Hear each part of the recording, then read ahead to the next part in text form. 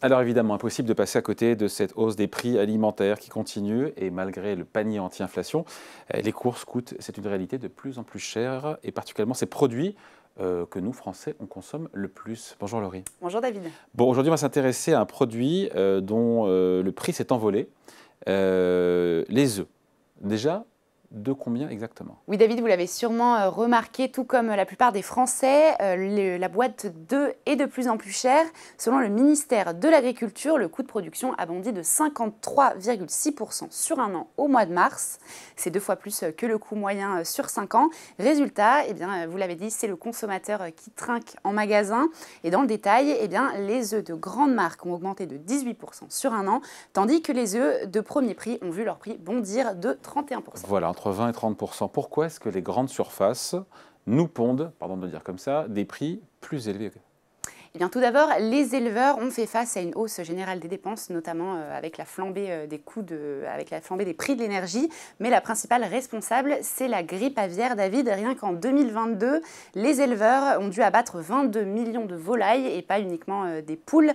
Du jamais vu, selon Dominique Schelcher, le directeur général de Système U. Un manque à gagner donc énorme pour les agriculteurs français, ce qui a obligé la France à importer massivement depuis l'étranger. Il faut savoir que notre pays a longtemps été le premier exportateur d'Europe, mais les ventes d'œufs et d'ovaux produits ont chuté de 23% sur 12 mois glissants en février, ce qui a profité à l'Espagne, mais surtout à la Pologne. La Pologne, qui donc nous a raflé cette première place. On achète donc plus des œufs français aujourd'hui en supermarché, mais des œufs polonais, c'est ça? Alors, pas tout à fait, David, c'est un peu plus compliqué que ça. Depuis octobre 2022, la Pologne est en effet devenue le premier fournisseur de l'Union européenne devant l'Espagne.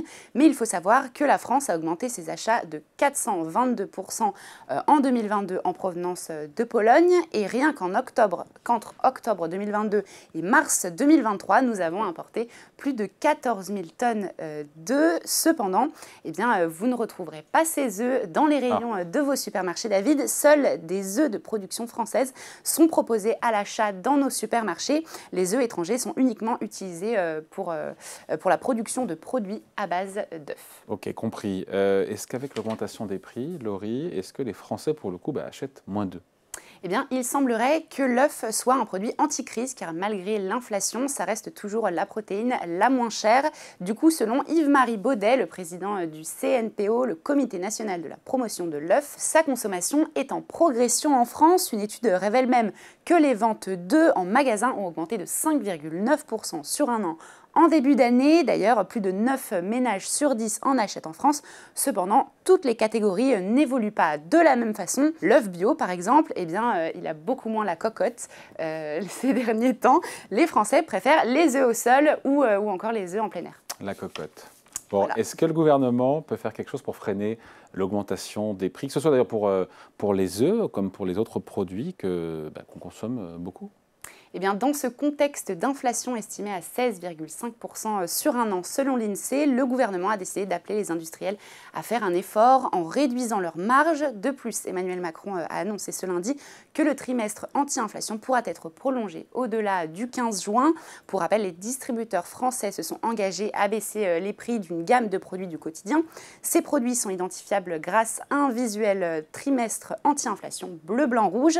Le ministre de l'économie, Bruno Le Maire, quant à lui, a estimé que la hausse des prix commence déjà à décélérer, mais qu'il faudra attendre l'été pour voir un net ralentissement. Et si on revient directement à notre sujet, eh bien, un retour à la normale pour les œufs est envisageable à l'automne. Voilà, un gouvernement qui marche sur des œufs sur ce dossier. Voilà, il fallait la faire. Merci beaucoup, Laurie. Merci David.